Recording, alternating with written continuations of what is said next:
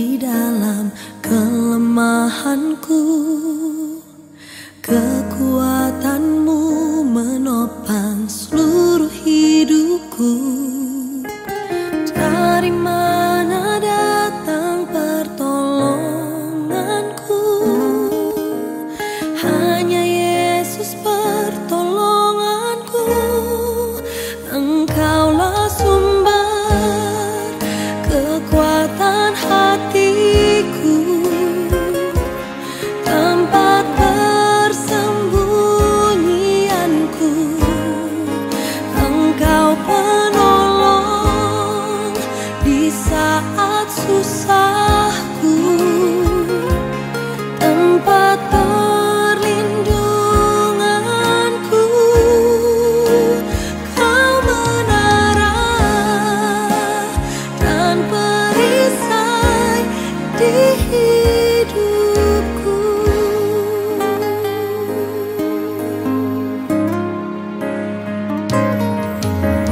Kuasa-Mu nyata di dalam kelemahanku. Kekuatan-Mu menopang seluruh hidupku. Dari mana datang pertolonganku? Hanya Yesus pertolonganku. Engkaulah sumber kekuatan hatiku, tempat persembunyianku. Engkau penolong di saat susahku, tempat perlindunganku. Kau menara dan perisai di hidupku.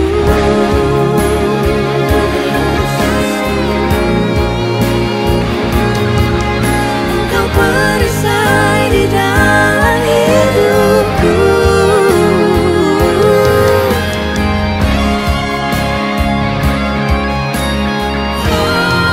Engkaulah sumber kekuatan hatiku, tempat persembunyianku. Engkau penolong di saat susahku, tempat perlindunganku. Kau menara dan perisai di hidupku.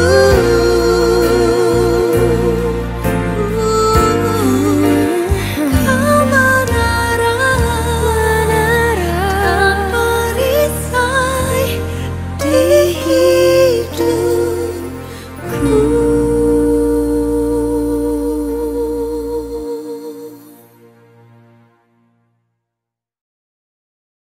Tuhan beserta kamu. dan berserta kamu juga. Saya gembira apabila mereka berkata kepada saya, Marilah kita pergi ke rumah Tuhan. hai, marilah kita menyanyi kepada Tuhan. Marilah kita bersorak dengan sukacita kepada Juru Selamat yang Maha Kuasa. Allah itu roh. Kita harus menyembah Dia di dalam roh dan kebenaran. Kemuliaan kepada Allah, Bapa, Anak, dan Roh Kudus. Puji Tuhan sekarang dan selama-lamanya. Amin. Haleluya, Kristus telah bangkit. Ya, sesungguhnya Tuhan telah bangkit. Haleluya. Mari kita mengisytiharkan Mazmur 96 bersama-sama. Nyanyikanlah nyanyian baru bagi Tuhan. Menyanyilah bagi Tuhan, hai segenap bumi. Menyanyilah bagi Tuhan, pujilah namanya. Kabarkanlah keselamatan yang daripadanya dari hari ke hari. Ceritakanlah kemuliaannya di antara bangsa-bangsa, dan perbuatan-perbuatan yang ajaib di antara segala suku bangsa. Sebab Tuhan maha besar dan terpuji sangat. Ia lebih dahsyat daripada segala Allah. Sebab segala Allah bangsa-bangsa adalah hampa, tetapi Tuhanlah yang menjadikan langit. Keagungan dan semarak ada di hadapannya, kekuatan dan kehormatan ada di tempat kudusnya. Kepada Tuhan hai suku-suku bangsa, kepada Tuhan sajalah kemuliaan dan kekuatan. Berilah kepada Tuhan kemuliaan namanya, bawalah persembahan dan masuk ke pedantarannya, sujud menyembah kepada Tuhan dengan berhiaskan kekudusan. Gementarlah di hadapannya hai segenap bumi, katakanlah di antara bangsa-bangsa, Tuhan itu Raja, sungguh tegak dunia, tidak goyang. Ia akan mengadili bangsa-bangsa dalam kebenaran. Biarlah langit bersukacita dan bumi bersorak-sorak. Biarlah gemuruh laut serta isinya. Biarlah beria-ria padang dan segala yang di atasnya. Maka segala pohon di hutan bersorak-sorai di hadapan Tuhan, sebab Ia datang untuk menghakimi bumi. Ia akan menghakimi dunia dengan keadilan dan bangsa-bangsa dengan kesetiaannya. Haleluya, mari kita memuji Tuhan. Kuasa Tuhan bekerja melawat dan memberikan kita kebangkitan dan kemenangan. Katakan amin. Sekali lagi sorak-sorai bagi Yesus kita yang dahsyat. Kuasanya membangkitkan, urapan roh bekerja melanda umat Tuhan. Saat datang menyembah, mujizat telah datang. Buktikan Yesus Raja, sekarang ini waktunya. Majulah hai pemenang, kuasanya atas kita membangkitkan. Kau yang butuh mujizat Tuhan, ayo bersukacita bersama, katakan.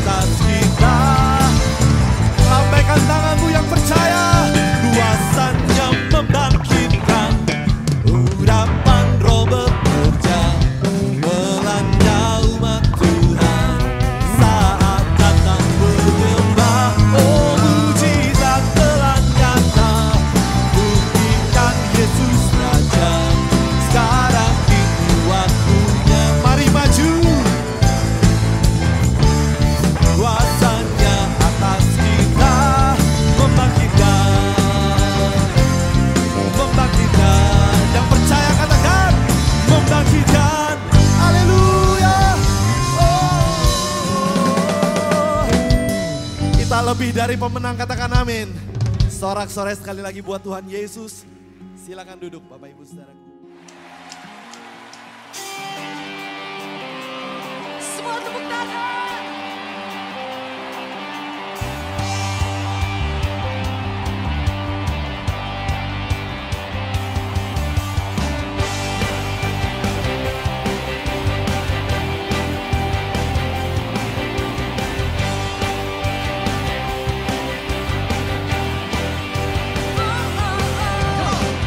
Diberi kuasa dari Raja Mulia, menang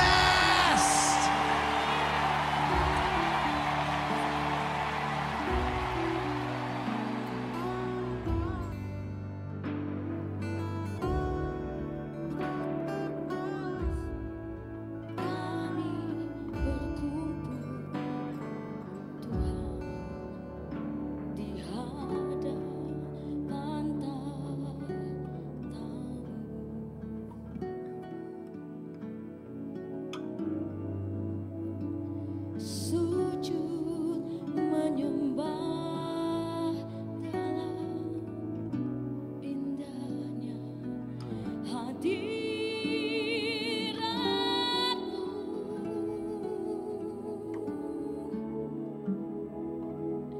Kami rindu curahan kuasa Roh Kudus,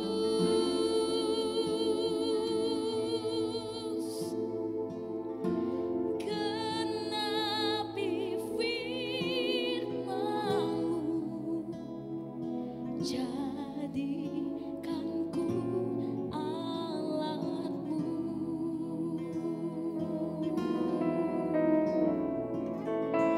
Biar belas kasihan-Mu Bapa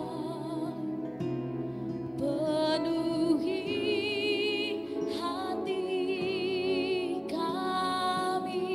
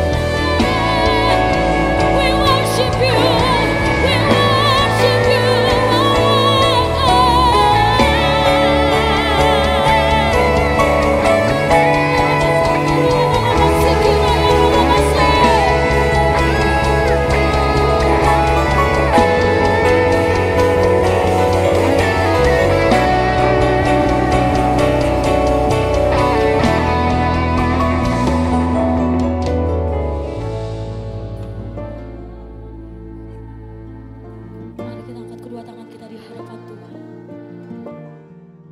Alkitab kita pada hari ini dipetik daripada Lukas pasal 24 ayat 36 hingga 52. Lukas 24 ayat 36 hingga 52. Kita membacanya bersama-sama. Dan sementara mereka bercakap-cakap tentang hal-hal itu, Yesus tiba-tiba berdiri di tengah-tengah mereka dan berkata kepada mereka, "Damai sejahtera bagi kamu." Mereka terkejut dan takut dan menyangka bahwa mereka melihat hantu. Akan tetapi ia berkata kepada mereka, "Mengapa kamu terkejut dan apa sebabnya timbul keraguan-raguan di dalam hati kamu? Lihatlah tanganku dan kakiku, aku sendirilah ini. Rabalah aku dan lihatlah, karena hantu tidak ada daging dan tulangnya, seperti yang kamu lihat padaku." Sambil berkata demikian, ia memperlihatkan tangan dan kakinya kepada mereka. Dan ketika mereka belum percaya karena girangnya dan masih heran, berkatalah ia kepada mereka, "Adakah padamu makanan di sini?" Lalu mereka memberikan kepadanya sepotong ikan goreng. Ia mengambilnya dan memakannya di depan mata mereka. Ia berkata kepada mereka, "Inilah perkataanku yang telah kukatakan kepadamu ketika aku masih bersama-sama dengan kamu, yakni bahwa harus digenapi semua yang ada tertulis tentang aku dalam kitab Taurat Musa dan kitab Nabi-Nabi dan kitab Mazmur." Lalu ia membuka pikiran mereka sehingga mereka mengerti kitab suci. Katanya kepada mereka, "Ada tertulis demikian, Mesias harus menderita dan bangkit dari antara orang mati pada hari yang ketiga, dan lagi dalam namanya berita tentang pertobatan dan pengampunan dosa harus disampaikan kepada segala bangsa, mulai dari Yerusalem. Kamu adalah saksi dari semuanya ini, dan aku akan mengirim kepadamu apa yang dijanjikan Bapakku. Tetapi kamu harus tinggal di dalam kota ini sampai kamu diperlengkapi dengan kekuasaan dari tempat tinggi." Lalu Yesus membawa mereka keluar kota sampai dekat Betania. Di situ ia mengangkat tangannya dan memberkati mereka. Dan ketika ia sedang memberkati mereka, ia terpisah dari mereka dan terangkat ke sorga. Mereka sujud menyembah kepadanya, lalu mereka pulang ke Yerusalem dengan sangat bersukacita. Berdoa. Bapa kami di surga, kami ucap syukur atas firman-Mu. Kami berdoa supaya Engkau akan terus melalui firman Roh Kudus-Mu untuk memberi pemahaman kepada kami semua, supaya waktunya kami melihat, mendengar dan juga menerima firman-Mu akan menjadi nyata dalam hidup kami. Biarlah Tuhan juga akan membuat kami sebagai seorang yang taat kepada firman-Mu. Kami serahkan semua ini ke dalam tangan-Mu Tuhan. Berkatilah kami Tuhan. Dalam nama Tuhan Yesus kami berdoa. Amin. Saya bersyukur sekali lagi kita dapat berkumpul bersama-sama untuk memuji Tuhan dengan cara yang agak luar biasa. Tapi saya rasa sampai sekarang kita sudah biasa ya. Walau apapun, saya percaya minggu lalu dalam minggu suci itu ataupun minggu kudus, kita telah merayakan satu waktu yang sangat penuh dengan sukacita. Walaupun kita tidak dapat merayakan di gereja, khususnya untuk hari Paskah, tapi kita tetap mengisytiharkan Yesus telah bangkit, Yesus telah hidup. Ya, itu yang kita harusnya sentiasa ingat. Walaupun ya ada orang bilang gereja dah kosong, tapi kubur pun kosong sebab Yesus telah bangkit. Itu yang membuat hati kita hari ini bukannya kosong, tapi penuh dengan hadirat Tuhan. Sebab Yesus beserta dengan kita. Amin. Itulah kita mau lihat bahwa Yesus itu adalah nyata. Dia menampakkan diri kepada beberapa kelompok orang setelah dia bangkit daripada kematian. Ya, dia menampakkan diri kepada Maria Magdalena pada awal pagi Paskah. dan juga sekumpulan perempuan, begitu juga pada awal pagi Paskah, dan juga kepada Kleopas dan juga temannya yang dalam perjalanan ke Emmaus pada petang Paskah itu.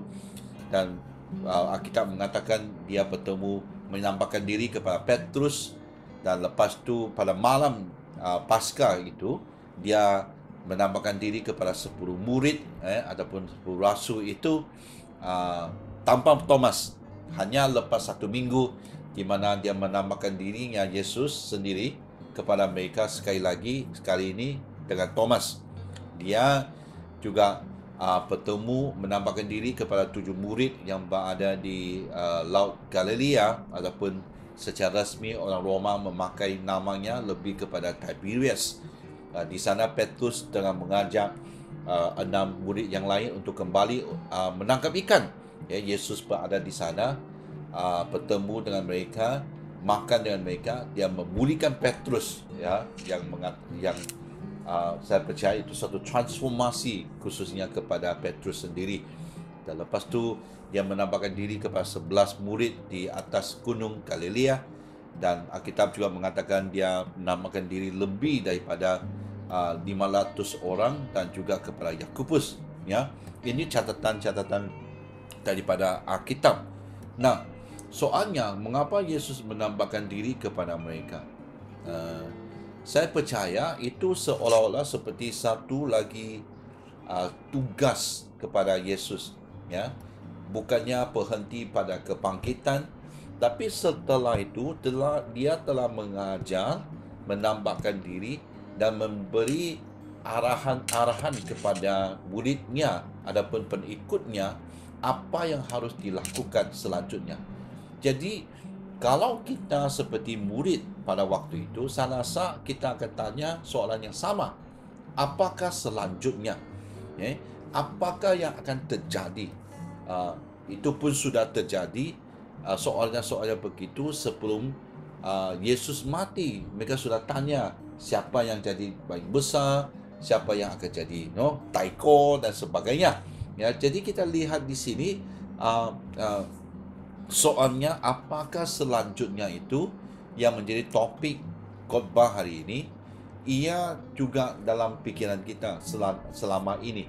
Kita mungkin bimbang tentang kesan, apakah kesan selepas COVID-19, apa yang akan terjadi kepada bisnes, perniagaan, kepada pekerjaan, kepada ekonomi, kepada kewangan yang kita akan hadapi.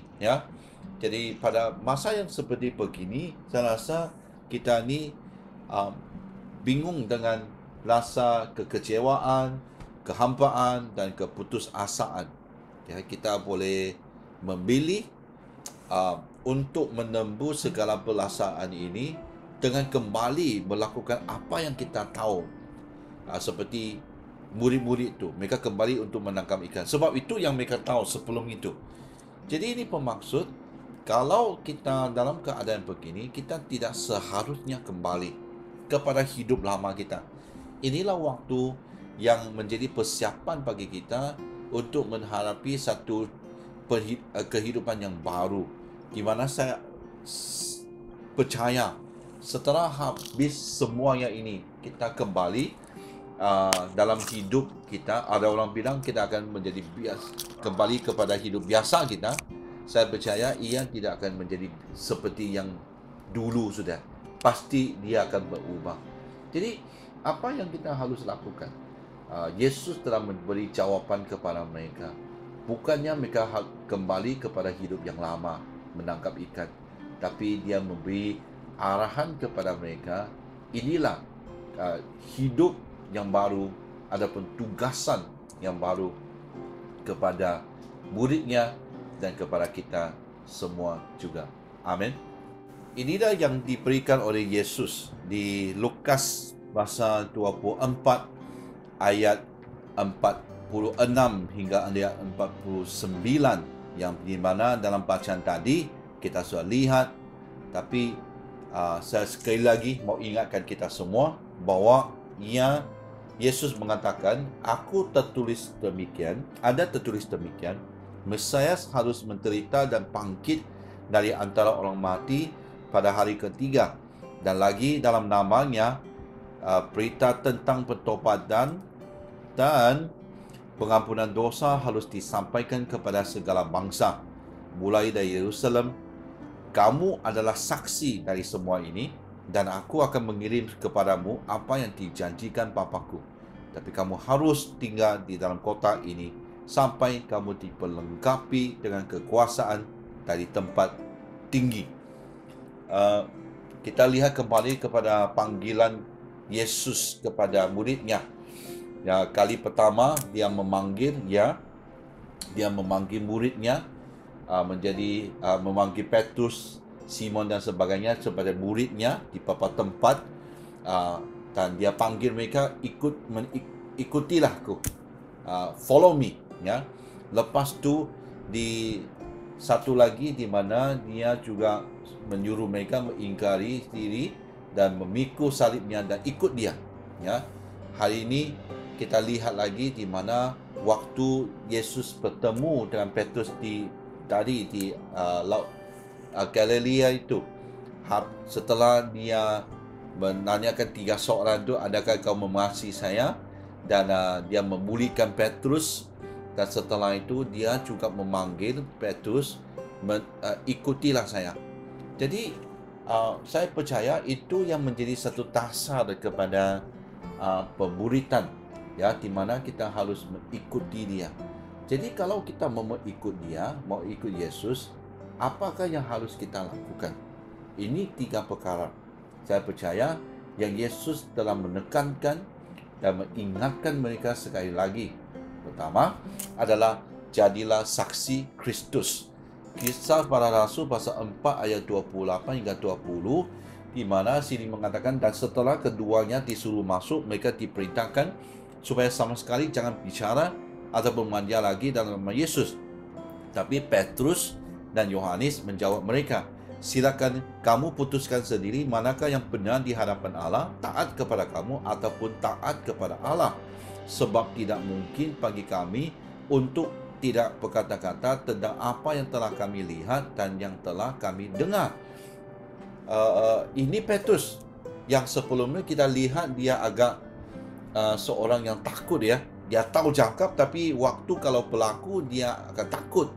Jadi, tapi Yesus telah memulihkan dia. Satu transformasi terjadi kepada Petrus, dan di mana setelah panggilan ketiga Yesus katakan ikutlah dia, dia menjadi serius. Petrus mulai ikut Yesus dan menjadi seorang yang taat, seorang murid yang taat kepada Yesus. Jadi daripada panggilan arahan tadi di Lukas pasal 24, Yesus serius dan ambil itu menjadi satu tanggungjawab bagi dia. Itulah sebab setelah Pentakosta dia khotbah, berapa ribu, 3,000 orang telah percaya Yesus, dan juga terjadinya waktu mereka terus berkongsikan firman Tuhan, cakap tentang berkongsi tentang Tuhan Yesus, menjadi saksi kepada Kristus. Orang cuba tangkap mereka, tapi setelah itu tidak dapat buat apa-apa, mereka dilepaskan. Adakah itu Petrus mengejut dan berhenti untuk berkongsi tentang Yesus? Tidak. Kalau kita lihat di Kisah Para Rasul pasal 4 ayat 31, Kisah Para Rasul pasal 4 ayat 31, dan ketika mereka sedang berdoa, goyanglah tempat mereka berkumpul itu, dan mereka semua penuh dengan Roh Kudus. Lalu mereka memberitakan firman Allah dengan berani. Walaupun kalau ditangkap, hampir dimasukkan dalam penjara, tapi dilepaskan, mereka tidak berhenti. Setelah mereka laporkan kepada teman-teman yang lain, mereka berdoa, dikatakan tempat itu, lepas doa goyang tempat itu, dan mereka dipenuhi dengan Roh Kudus dan mulai memberita firman Allah dengan berani. Saya rasa ini harusnya lebih berani. Bayangkan setelah apa yang terjadi, mereka tidak berhenti, malah mereka buat lagi. Kenapa? Saya percaya itu yang Petrus tahu, arahan daripada Yesus.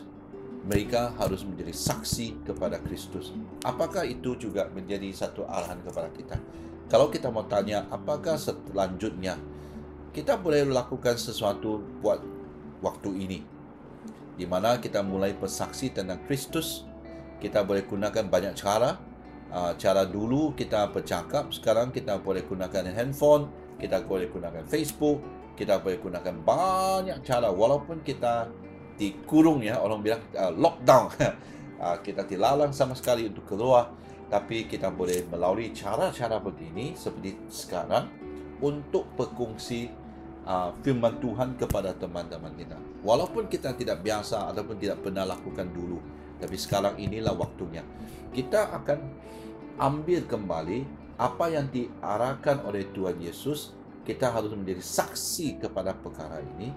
Kita akan cuba apa sejak caranya berkongsi dengan teman-teman kita tentang Tuhan Yesus.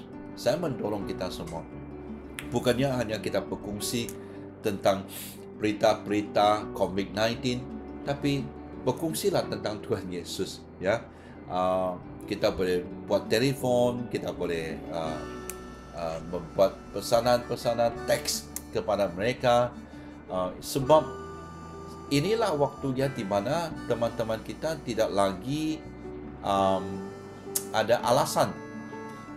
Dulu kalau kita cuba cari mereka bilang sibuk lah, tidak ada waktu lah, dan sebagainya. Tapi sekarang kalau telefon dia, mereka sama, mereka berada di rumah.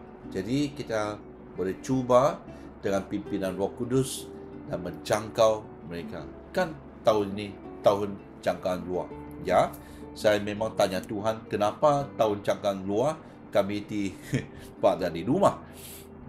Tapi saya percaya inilah waktunya Tuhan mau mengajar kita satu cara yang baru. Jangan kita sebab ada batasan ataupun keadaan yang menghadkan kita untuk berkongsi tentang Kristus. Petrus, walaupun dengan penganiayaan, mereka tetap berkongsi dan bersaksi kepada Kristus. Kita juga boleh buat demikian. Saya mendorong kita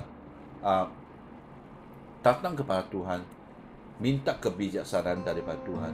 Apakah cara yang kita boleh lakukan buat waktu ini untuk menjangkau jiwa-jiwa yang sesat? Amin. Hal yang kedua adalah menerima kuasa daripada Allah. Ini yang dikatakan oleh Yesus, sebab Dia yang mengatakan janji daripada Allah Bapa bahwa kuasa ini akan dicurahkan kepada kita. Itu yang dijanjikan. Jadi kuasa ini bukan sesuatu yang baru bagi kita, pun bukan baru bagi semua orang harusnya. Kadang sebab kita agak salah paham, ya, tentang kuasa ini. Kita anggap itu sesuatu yang baru, ada gerakan-gerakan karismatik. Tidak. Kalau kita lihat kembali kepada Alkitab, Lukas pasal 3 ayat 16, Yohanes menjawab dan berkata kepada semua orang itu, "Aku membaptis kamu dengan air, tetapi Dia yang lebih berkuasa daripadaku akan datang dan membuka tali kasutnya pun aku tidak layak. Dia akan membaptis kamu," katakan sama-sama, "dengan Roh Kudus dan dengan api." Itu telah dijanjikan. Kisah Para Rasul pasal 1 ayat 5 juga mengatakan begitu, waktu Yesus mengingatkan mereka, "Seperti Yohanes membaptis dengan air, tetapi tidak lama lagi kamu akan dibaptis dengan Roh Kudus." Itu sesuatu yang dijanjikan. Kisah Para Rasul pasal 1 ayat 8, "Tapi kamu akan menerima kuasa kalau Roh Kudus turun ke atas kamu, dan kamu akan menjadi saksiku di Yerusalem dan di seluruh Yudea, Samaria, dan sampai ke ujung bumi." Itu kuasanya.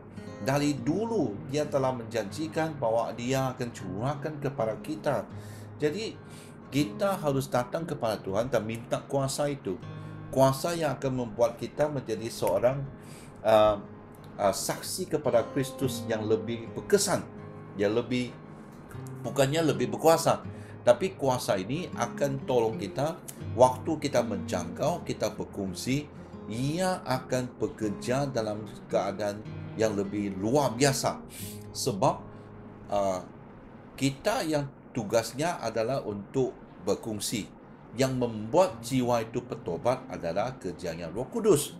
itunya kuasa yang kita harus ada supaya kita dapat membawa orang kembali kepada Tuhan.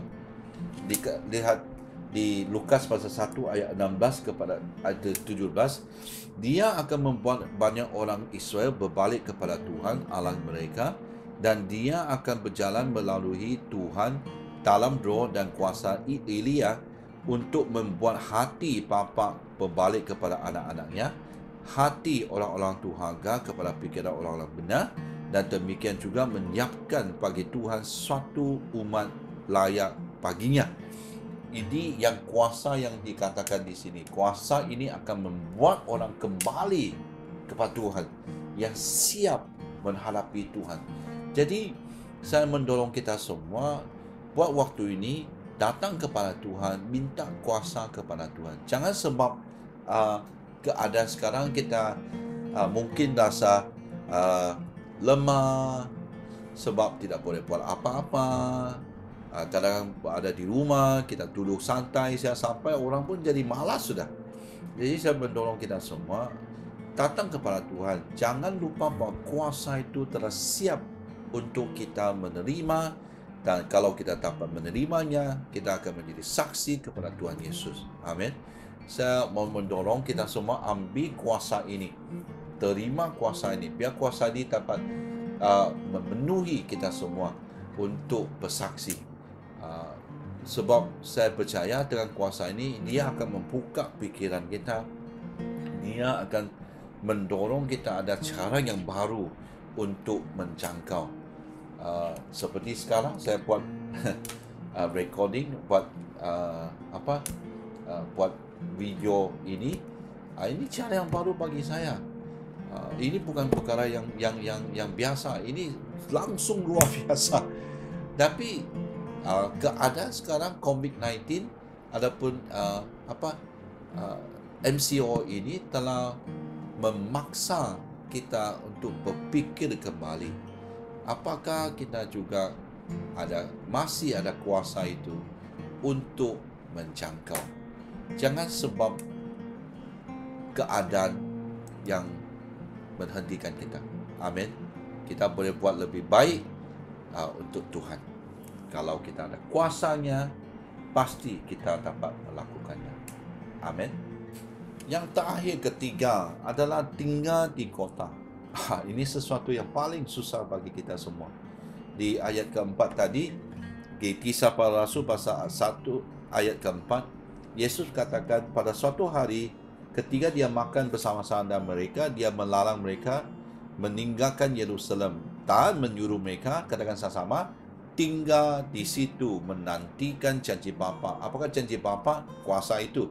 Yang demikian katanya telah kamu dengar daripadaku. Sekali lagi dia Kisah Para Rasul mencatatkan ini supaya mereka menanti di sana, tinggal di sana. Tinggal di mana? Yerusalem. Ini agak mirip ya, orang bilang sama dengan keadaan kita. Kita tidak boleh pergi bermana-mana, tapi tinggal di rumah. Kalau PM katakan duduk sejak di rumah, ya, jangan pergi mana-mana. Ini sesuatu yang agak susah bagi kita semua. Kalau kita bilang keadaan kita ini agak susah, ya, itulah sebab banyak orang masih keluar tanpa apapun. Dia masih mau pergi keluar, pergi surah khabar, pergi main-main, dia lepak, dia mau di rumah. Bayangkan mereka yang murid ini disuruh kembali ke mana? Yerusalem, tempat yang di mana yang telah menyalibkan Yesus. Kalau mereka kembali sana, adakah tinggal di kota itu menjadi sesuatu perkara yang susah? Jangan anggap orang yang kembali dari luar negara yang di karantin, orang bilang ya, di hotel itu sesuatu yang perkara yang enak, orang bilang. Tidak. Saya tanya, saya tahu ada yang di karantinkan di hotel, hanya di biliknya. Makanan akan dihantar kepada pintu, dia makan dan simpan balik. Mereka akan kemas piring. Mereka hanya tinggal di sana untuk berapa hari? 14 hari. Kalau itu sesuatu yang susah, bayangkan murid-murid ini kembali ke Yerusalem. Apa yang mereka harus lakukan? Apa yang akan terjadi? Kalau mereka tinggal di tempat itu, kalau kita tahu bahwa di bilik di ruang atas itu, apa yang akan terjadi? Apakah akan terjadi keesokannya? Bilakah Roh Kudus ini akan datang? Yesus tidak katakan kepada mereka bila akan datang, tapi akan datang. Jadi seperti saya, waktu kembali ke Turki, saya melaksanakan Korintin sendiri ya, secara sukarela sebab ada sakit kan tidak sakit. Saya mau 14 hari itu. Jadi berada di rumah saja. Saya tidak dapat ke office walaupun dekat. Saya tidak dapat keluar sebab di rumah. Untuk beberapa hari yang pertama akan susah ya. Jam 1 hingga jam 5 itu petang tu. Wah, itu paling susah sudah. Pagi, senang saja. Kalau kau bangun lewat, okey lah kan. Makan. Tapi jam 1 sampai jam 5 tu yang paling susah tu. Sebab tidak tahu apa yang mau dilakukan. Hanya tunggu sampai makan malam. Jadi, untuk beberapa hari yang pertama itu saya agak susah. Tapi saya tahu lepas tu saya terpaksa tunggu. Saya terpaksa tinggal untuk tunggu sampainya 14 hari itu selesai. Tapi hari ini kita lihat cara hidup kita tidak dapat menolong kita untuk tunggu ataupun tinggal ataupun diam di sana. Sebab dunia kita sekarang terlalu cepat sudah. Apapun mau cepat. Kita teks mau cepat, kita mau dengar dengan cepat, wifi mau cepat, apapun mau cepat. Kita pergi ambil wang pun mau cepat. Bayangkan kalau kita pergi bank kalau tak ada aircon tidak buka, pergi ATM aircon tidak buka, banyak orang di sana, tempat sempit, kau panas, kau berkeringat, orang di depan itu, kau baris orang di depan itu dia tidak pandai ketik, tidak dapat mau buat apa-apa, dia lama di sana. Karena kita yang kurang sabar itu, kita pun cuba macam mau saya tolong enggak? Sebab kita tidak mampu untuk tunggu. Kadang-kadang hanya 5 minit saja, kita pun tidak mampu. Kita sentiasa buat sendiri marah sebab kita tidak dapat tunggu di satu tempat untuk waktu yang panjang. Saya berharap firman ini akan menolong kita. Waktu saya buat persiapan ini, seperti saya lihat peristiwa setelah kebangkitan, apa yang terjadi. Lukas pasal 24 ayat 48 itu yang bersuruh supaya kita ini harus tinggal di kota itu. Itu yang menjadi satu ingatan kepada kita. Kita tunggu sampainya kuasa itu datang kepada kita. Ya, jadi waktunya siapa yang tentukan? Allah. Siapa yang akan tahu COVID-19 ini bila akan habis? Kita hanya dapat melakukan adalah tunggu. Di mana kalau kita tunggu di dalam Tuhan, itu sesuatu perkara yang baik. Kita lihat di Mazmur pasal 37 ayat 7, berdiam dirilah di hadapan Tuhan dan nantikanlah Dia. Jangan marah kerana orang yang berhasil dalam hidupnya, kerana orang yang melakukan tipu daya. Jadi berdiamlah diri, ya, nantikan Dia. Itu harusnya bukan saya nantikan Dia. Perkataan asal di sana adalah wait patiently. Kalau menanti dengan sabar. Maksudnya kalau seorang tu dapat nanti dengan sabar dan ikut kehendak dan juga waktunya Tuhan, orang itu adalah orang yang berfirman. Sebab dia percaya.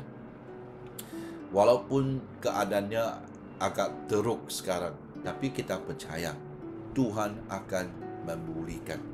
Jadi sampai bila kita tunggu, kita nanti dengan sabar dan berdiam diri di hadapan Tuhan. Kenapa? Sebab kalau kita dapat berdiam diri dengan sabar dan juga nanti dengan sabar di hadapan Tuhan dan percaya kepada Tuhan, Tuhan akan bekerja.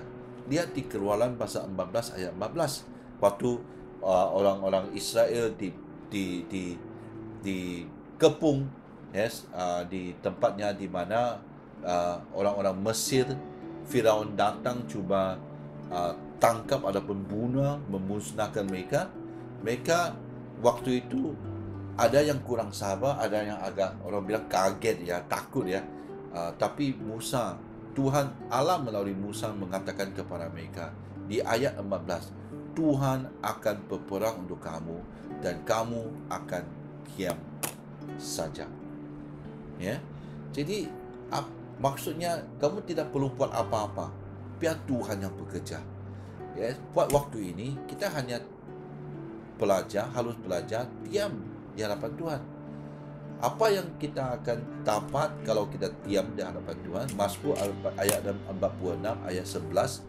Diamlah dan ketahuilah bahwa akulah Allah. Aku ditinggikan di antara bangsa-bangsa dan ditinggikan bumi. Diamlah dan ketahuilah bahwa akulah Allah. Orang yang sanggup diam di hadapan Tuhan, dia akan tahu siapakah Tuhan. Sebab waktu kita diam di hadapan Tuhan, bukannya kita langsung tidak buat apa-apa, tapi kita dapat berdiam di hadapan Tuhan, membaca firman-Nya, membuat renungan, doa, kita jaringkan hubungan yang lebih rapat dengan Tuhan. Kalau orang buat demikian, orang itu akan lebih tahu siapakah Allah. Ya, cuba kalau kita ini berada di kereta yang sama, ataupun di tempat yang sama, ataupun di bilik yang sama, dan berada dengan seorang itu dengan agak lama, makin lama makin kita tahu perangainya, kita makin tahu sikapnya. Ya, itulah sebab kalau kita diam di hadapan Tuhan, Tuhan tetap tahu kita. Pasti dia tahu dengan semua apakah yang ada dalam kita ini. Tapi untuk kita ketahui dia, kita harus luangkan waktu yang lebih panjang, lebih banyak untuk diam di hadapan Tuhan. Orang yang diam dan ketahui siapakah Allah, orang yang demikian, dia akan lebih bersiap untuk dipakai oleh Tuhan. Yesaya pasal 40 ayat 31. Inilah satu ayat yang sangat digemari, ya. Yesaya pasal 40 ayat 31. Mari kita bacakan sama-sama. Tetapi orang-orang yang menanti-nantikan Tuhan mendapat kekuatan baru. Mereka seupama rajawali yang naik terbang dengan kekuatan sayapnya. Mereka berlari dan tidak menjadi lesu. Mereka berjalan dan tidak menjadi lelah. Ini adalah yang dijanjikan oleh Tuhan. Orang yang menanti-nantikan Tuhan mendapat kekuatan baru. Waktu mereka terbang lagi, mereka berlari, mereka tidak jadi lesu, mereka berjalan, mereka tidak jadi lelah. Saya percaya ini adalah sesuatu yang kita harus lakukan. Sebab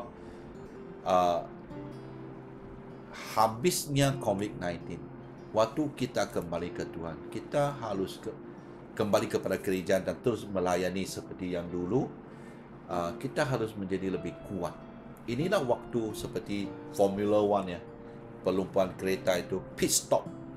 Ya, kita berjalan jauh pun kadang kita mau singgah untuk pergi tandas, untuk singgah sebentar, untuk rehat sebentar. Formula One adanya pit stop, walaupun mereka masuk setelah beberapa pusingan, mereka masuk hanya untuk 5 ataupun 10 saat, kadang lebih lama lagi. Walaupun waktu yang singkat, mereka waktu kembali kepada jalan lagi, berlumba lagi, mereka dapat berlumba untuk 30, untuk 40 pusingan lagi. Jadi yang perhentian itu yang akan membuat kita dapat menanti-nantikan Tuhan. Inilah waktunya kita berhenti. Kita berhenti untuk buat benda-benda yang lain. Yang kita dapat melakukan dengan puasnya adalah menanti-nantikan Tuhan. Biarlah Tuhan dapat memberikan kekuatan itu kepada kita. Dan waktu kita kembali kepada untuk pelayanan, saya percaya waktu kita kembali ke gereja lagi, ia menjadi satu kekuatan baru kepada kita untuk membawa jiwa-jiwa yang telah siap untuk dibawa masuk ke kerajaan syurga. Saya amat percaya ini akan terjadi satu penuaian yang besar kepada gereja, di mana orang akan berduyun-duyun masuk setelah mereka lihat apa yang mereka bersandar percaya kepada selama ini, perniagaan ataupun pekerjaan mereka ini, mereka anggap semuanya adalah sesuatu yang dalam keadaan yang baik. Tapi COVID-19 ini telah mengetuk, membangunkan semua orang bahawa kita ini adalah orang yang sangat yang lemah. Tanpa Tuhan kita tidak boleh buat apa-apa. Jadi saya mendorong kita semua bahawa inilah waktu kita boleh pakai untuk menanti dan tunggu, diam dalam Tuhan. Kalau kita dapat buat begitu, kita dapat menerima kuasa yang dijanjikan. Kuasa itu akan membawa kita untuk menjadi seorang saksi yang berkesan kepada Kristus. Jadi saya mendorong kita semua, gunakan musim ini. Kalau kita mau tanya apakah selanjutnya, inilah yang boleh kita buat. Diam di hadapan Tuhan, tinggal di kota itu, dan menerima kuasa dan menjadi saksi kepada Tuhan Yesus. Amin. Mari kita berdoa. Bapa kami di surga, kami ucap syukur atas firman-Mu. Biarlah semua ini akan menjadi satu peringatan, dan supaya ia dapat meneguhkan iman kami. Tuhan, kami berdoa supaya Engkau akan terus mengajar kami dalam diam di hadapan Tuhan, menanti-nantikan Tuhan, supaya kami dapat mengetahui Tuhan siapakah Allah, dan juga supaya kami dapat kuasa untuk menjadi saksi kepada Kristus.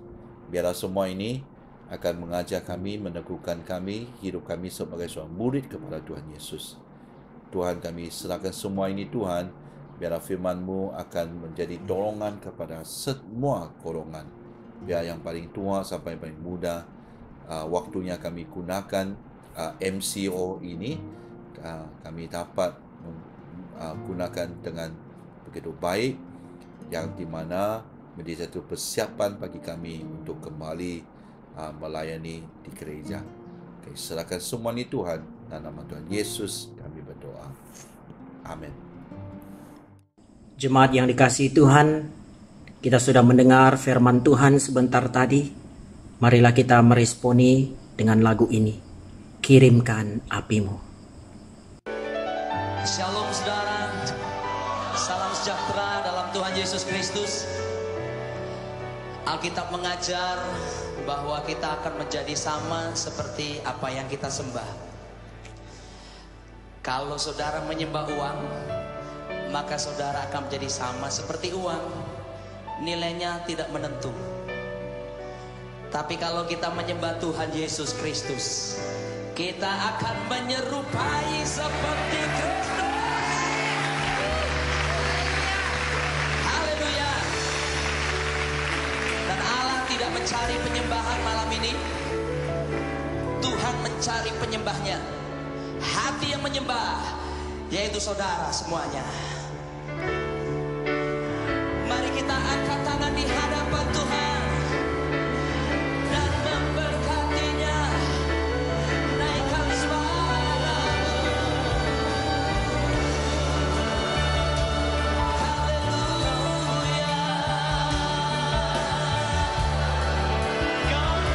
Pujian bagimu Tuhan. Haleluya. Engkau sumber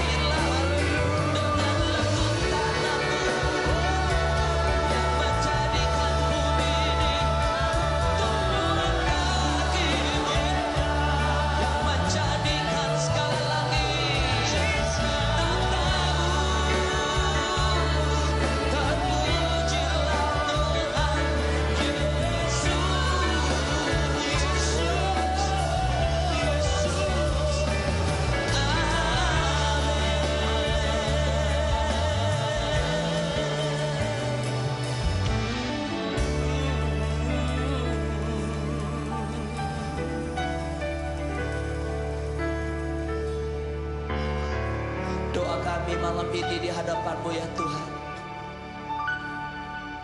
Kirimkan api-Mu.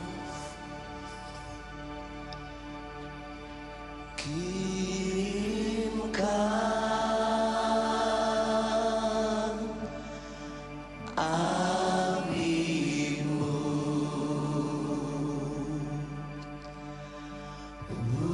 Hujankan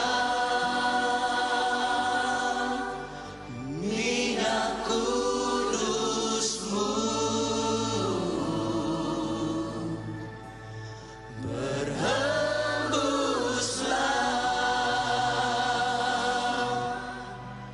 Dan ubahkanku.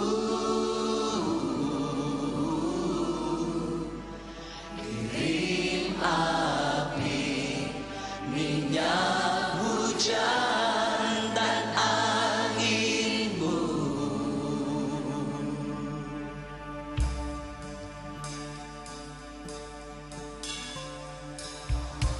Kami rindukan itu Tuhan. Api suci-Mu, api kudus-Mu. Kami rindukan Tuhan.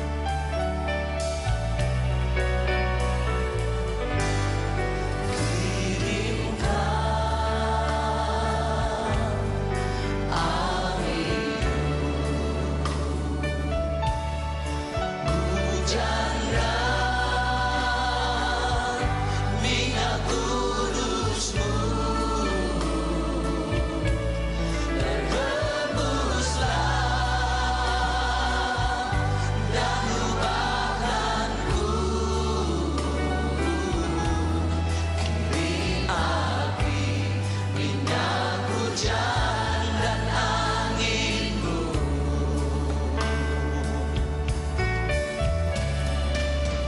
Segala bangsa, segala suku, dan setiap jiwa yang telah Kau tebus. Nyatakan firman-Mu, Roh Kudus pembimbingku. Kami nantikan Engkau dan berlindung dalam nama-Mu Tuhan.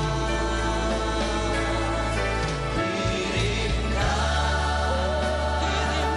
Tuhan api-Mu. Hujankan minyak kudus-Mu. Berhembuslah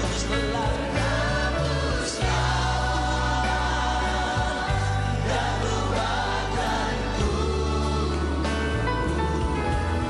Kirim api, minyak hujan dan angin-Mu. Soalan refleksi untuk kita renungkan bersama. Pertama, apakah yang ada dalam pikiran Anda ketika Anda mendengar perintah atau arahan Yesus? Manakah bahagian paling sukar untuk Anda? Menyaksikan, menerima kuasa, atau menunggu? Mengapa?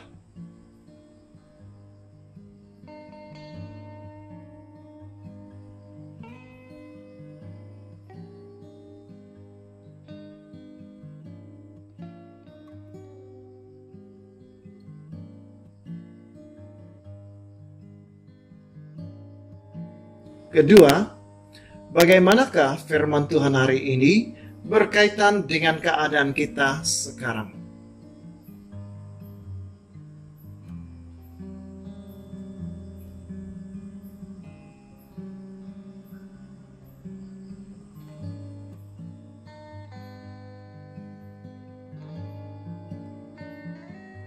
Untuk resolusi dan aplikasi.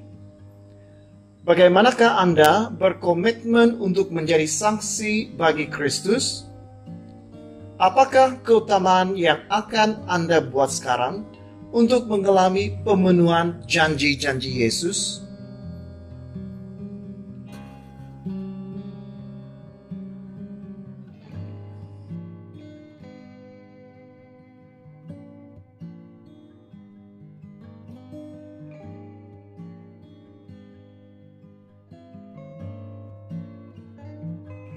Saudara-saudari yang dikasihi Tuhan, inilah masanya untuk kita sama-sama berdoa bagi gereja kita, bagi diosis kita, dan juga bagi negara kita. Mari kita berdoa bersama-sama. Bapa di dalam kerajaan surga, sekali lagi Tuhan, kami mau berdoa khususnya untuk gereja kami. Kami mau bersyukur Tuhan, meskipun dalam PKP ini, Tuhan, jemaat boleh terus menyembah Tuhan yang bangkit. Kami juga berdoa Tuhan agar iman kami akan terus bertambah kuat dan bertumbuh semakin mendalam semasa krisis ini. Kami berdoa Tuhan sepanjang kami berada di rumah, kami dapat memuji, kami dapat menyembah Engkau, kami dapat berdoa kepada Engkau dan lebih mendekatkan lagi diri kepadamu ya Tuhan. Tuhan, kami percaya walaupun dalam PKP ini Tuhan, iman kami terus dikuatkan, iman kami terus dibangkitkan, bahkan iman kami akan terus bertambah, semakin bertumbuh di dalam Engkau. Tuhan, kami juga berdoa khususnya untuk diosis kami. Kami berdoa ya Tuhan untuk gereja dalam diosis agar tetap tabah dan terus memberitakan Injil dengan cara kreatif untuk kebangunan rohani. Tuhan, kami berdoa untuk diosis kami, pakai diosis kami Tuhan menjadi alat kemuliaan bagi nama Engkau Tuhan. Kami percaya akan ada banyak perkara-perkara yang baru, ide-ide yang baru yang datang daripada Engkau Tuhan. Engkau mengilhami perkara-perkara yang baru dalam diosis kami agar kami dapat memberitakan Injil kemuliaan bagi nama Engkau Tuhan. Tuhan, kami juga berdoa khususnya untuk negara kami Tuhan. Kami berdoa ya Tuhan karena kami percaya bahwa Engkau memandang baik untuk negara ini. Dan kami juga berdoa ya Tuhan, dan kami bersyukur karena Engkau melimpahkan berkat-berkat-Mu Tuhan. Kami juga berdoa ya Tuhan melalui doa-doa kami, melalui doa-doa yang telah dipanjatkan tanpa henti kepadamu ya Tuhan. Pada masa kini ya Tuhan, kami percaya bahwa nama Engkau terus dipermuliakan.